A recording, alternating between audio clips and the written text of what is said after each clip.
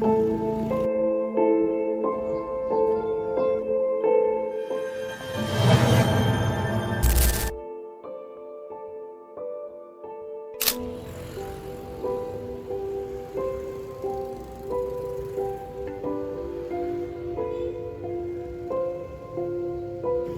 tengah hiruk-pikuk aktivitas sehari-hari di pesantren, ada tangan-tangan setia yang tak terlihat, namun perannya sangatlah penting. Hari ini kita akan mengenal lebih dekat salah satu dari mereka. Seorang ibu hebat yang mendedikasikan waktunya untuk kebersihan para santri di pesantren Ummul Qura Al-Islami. Iya, nama ibu mama pertama usia 52. Terus itu apa tuh? Tugasnya sebagai laundry gitu biasa. Ya kesehariannya gitulah. Mereka adalah para penjaga kebersihan yang dengan dedikasi tinggi memastikan setiap helai pakaian santri selalu bersih dan siap pakai. Dari anak ibu kelas 1 si ibu umur berapa ya si ibu, lupa tuh kalau udah 28 tahunan.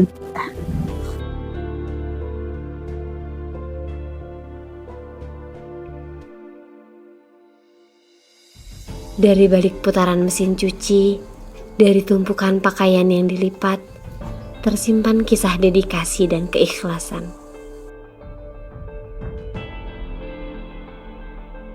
Ya, intinya mah kalau pondok itu nah uji kesabaran pada anak-anak. Iya, yang menghadapi sifat anak-anak gitu.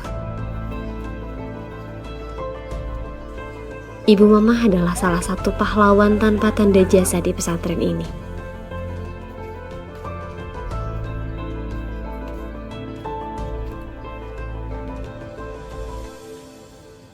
Yang dengan senyum dan ketulusan senantiasa menjaga amanah kebersihan. Kalau sehatnya ya badannya si ibu nyuci, nyapu, ngepel, apa semuanya. Sampai selesai, sampai mau tidur lagi masak apa. Kalau badannya sehat ya.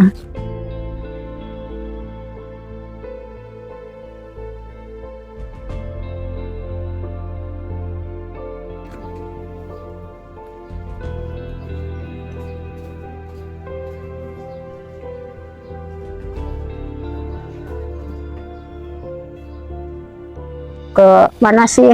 Pokoknya Jakarta, Tanjung Priuk, kemana ke Bogor.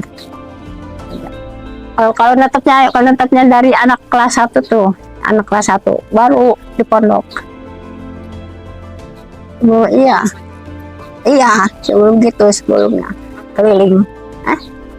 Biasa jadi asisten.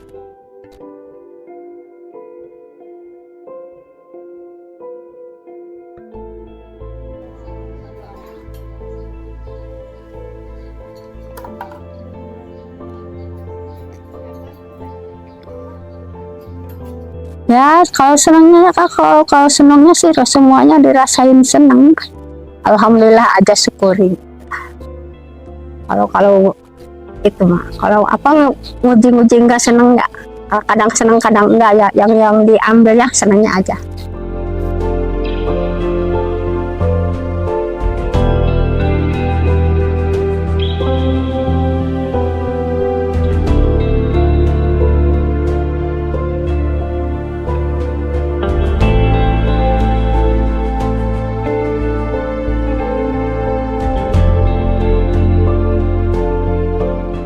Berdua sama anak.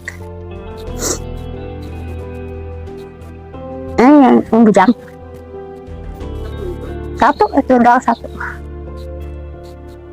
Ya ibu kan ini apa tuh? Kan lihat kan ibu pernah di laundry mana sih? Kosambi ya? Itu kan lihat tuh pakai permanen. Oh ini supaya jangan hilang baju pakai ini gitu. Terus ibu beli permanen, beli tip pack itu.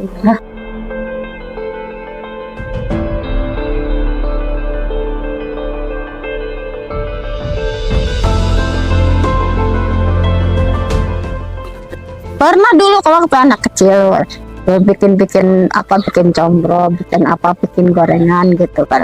Karena kalau habis nyuci itu anak tuh apa keliling gitu. Iya, jual gorengan gitu. Anak masih kecil, masih kelas 4 SD apa ya.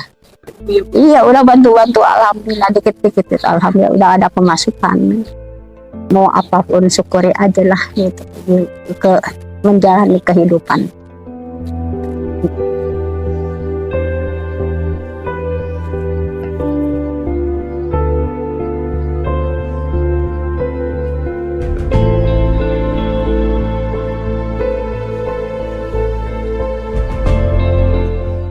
Itu harus banyak bersyukur menjalani kehidupan. Alhamdulillah dikasih yang segini juga gitu. Kan kalau kadang lihat orang-orang di bawah kita kan ya ini ya, lihat di bawah orang di bawah kita gitu, bawahnya ngeluh gitu, serba kekurangan, serba apa. Kalau emang kita ngeluh ya banyak ngeluhnya, ya nggak ada inilah, nggak ada rasanya, nggak ada rasa cukupnya gitu. Kalau kebanyakan ngeluh, syukuri apa ya yang ada, jalani aja gitu.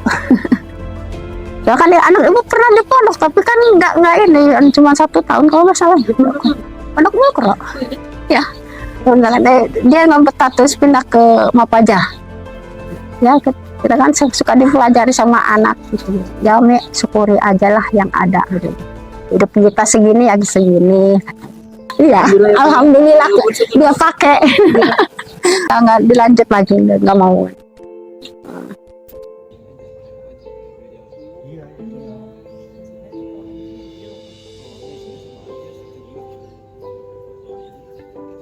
Rasanya jangan nyerah menjalani apapun yang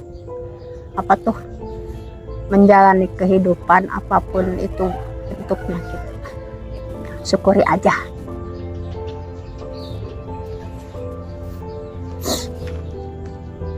Kita kan nggak bisa nolak ya.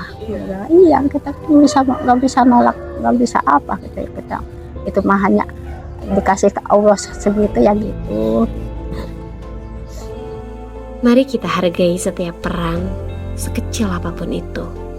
Karena setiap tetesan keringat adalah bagian dari pembangunan masa depan. Terima kasih Ibu atas pengabdian tulusmu. Alhamdulillah.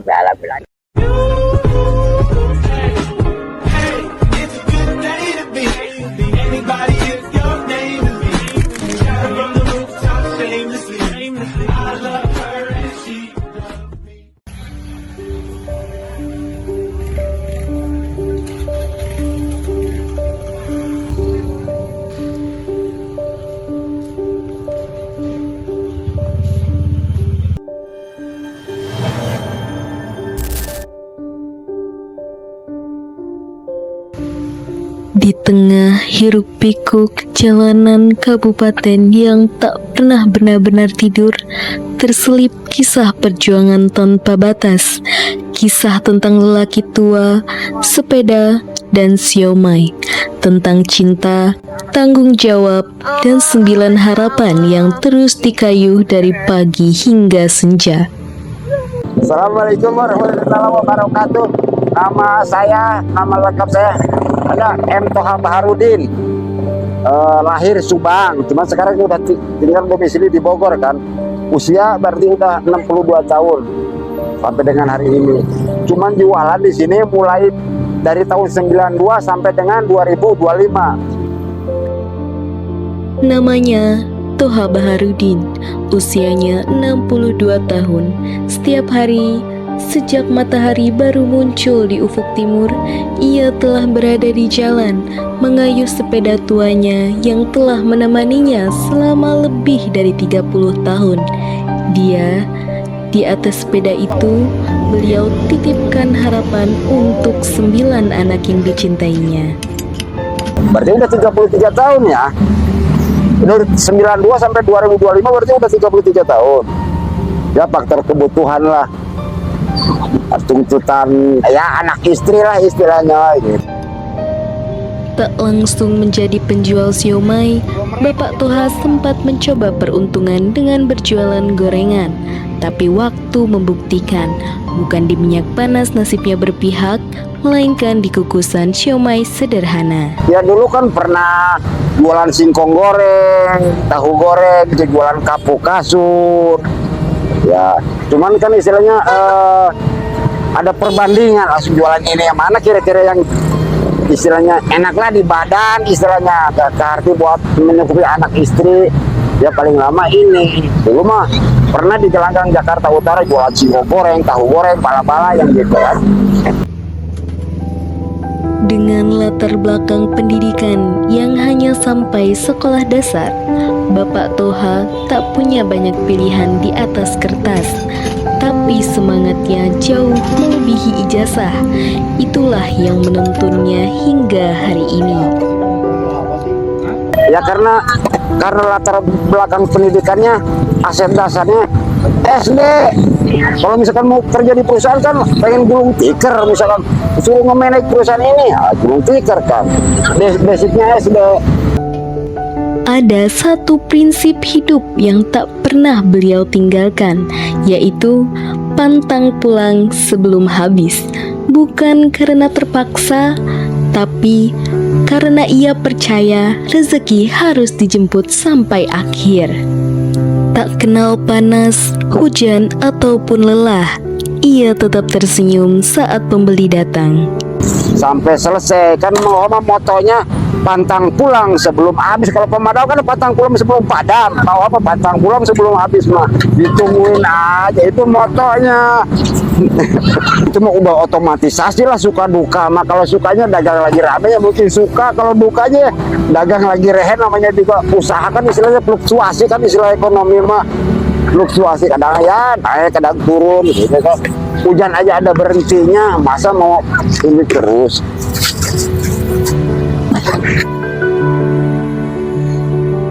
Dari hasil mengayuh sepeda dan menjual siomay, Bapak Toha membesarkan 9 anak yang terdiri dari 3 orang laki-laki dan 6 orang perempuan, 9 jiwa dan 9 harapan. Beliau tak pernah menuntut balas, tak pernah menghitung pengorbanan, cukup melihat anak-anaknya yang bisa mandiri, bisa makan layak, itu pun sudah cukup, sehingga mereka bisa menjadi orang sukses di masa depan. Ya mudah-mudahan lah istilahnya berkah. Dan istilahnya anaknya banyak lah, laki 6 cewek 3 tuh neng. Itu kalau misalkan pada calang lah istilahnya, pada petot lah, jenuh emang Oha juga. Ya berhubung istilahnya anaknya jadi ada semangat lah istilahnya kan kita, ada motivasi lagi gitu. Waktu terus berjalan, usia tak lagi muda, lutut mulai lemah, tapi semangat itu tak pernah redup. Ia memilih terus berjualan, bukan karena tak ada pilihan, tapi karena bekerja membuatnya tetap hidup, tetap sehat, dan yang terpenting tetap merasa berguna. Baginya, berjualan bukan hanya soal uang, tapi juga menjaga diri tetap sehat, tetap sibuk agar tak larut dalam pikiran kosong, menjaga hati agar tak tergoda jalan yang keliru. Ia percaya tubuh yang terus bergerak adalah tubuh yang diberkahi. Alhamdulillah lah istilahnya mah jauh lah dari istilahnya dari yang hal-hal yang negatif lah, jauh. Istilahnya kan ini mah murni, nggak ada korupsi, nggak ada apa, halal lah. Makanya kan istilahnya berilah makanan untuk tubuh, jadi gitu. Ya alhamdulillah, makanya kalau misalkan anak Bang Oha pada nganggur apa pada jadi apa, mungkin udah jenuh Bang Oha juga. Ya berumah anak tadi teh udah dibilangin begini tuh. Tak semua orang memulai hidup dengan keberuntungan. Bapak Toha memulai semuanya dari nol. Sampai untuk membeli beras pun beliau tidak ada. Tetapi bagi bapak ini, keberanian untuk memulai dari nol adalah bentuk keikhlasan dan keyakinan. Ia bukan hanya mengejar rezeki, tetapi juga menjaga harapan. Harapan untuk sehat, bukan hanya sehat jasad, tapi juga sehat akal dan sehat batin. Sebab bagi beliau, hidup tak hanya tentang mencari uang, tetapi juga tentang menjaga kewarasan di tengah kerasnya dunia. Ya pasti alam ini kan untuk ungkapan untuk budaya ya. Hitung aja enggak 30, 70 enggak kan, dari 1 dulu, 2, 3, 4 ya, step by step kan istilahnya kan gitu. Begitu pula dengan istilahnya usaha, enggak langsung sama aja mau aja enggak langsung begini kan. Dulu mah nyari beras seliter juga kepengen kebeli seliter juga susah istilahnya kan. Enggak langsung begini, enggak. Dari nol dulu atau dari nol nyari beras, kebeli beras seliter atau 2 liter juga susah dong. Ya harapan terakhir buat teman yang mudah-mudahan istilahnya sing sehatul akal, sehatul jasad, sehatul kulub. Kan kalau misalkan pandai juga kalau akalnya nggak sehat kan dia bisa kulub bisa apa, sementara kan dia kerja di perusahaan orang. Iya. Kalau misalkan akalnya ini, misalkan jasadnya nggak benar juga, nggak keterima juga, makanya harus sehatul akal, sehatul jasad, sehatul kulub. Ya mudah-mudahan berkala usahanya dia harus bisa membangga ngangkat derajat kedua orang tua lah gitu, istilahnya kan gitu. Dengan semangat pantang pulang sebelum habis, ia ajarkan kita bahwa harapan tak pernah jauh, asal kita mau melangkah. Sehat akal, sehat jasad, dan sehat batin, itulah cita-cita sederhananya. Sebuah harapan kecil dari pinggir jalan yang sesungguhnya menyimpan makna besar bagi kita semua.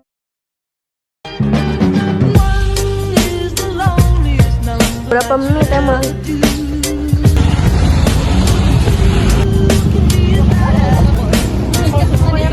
Kemudian saat ini kami bersama teman-teman sedang melaksanakan atau dalam proses pengerjaan tugas Paisan.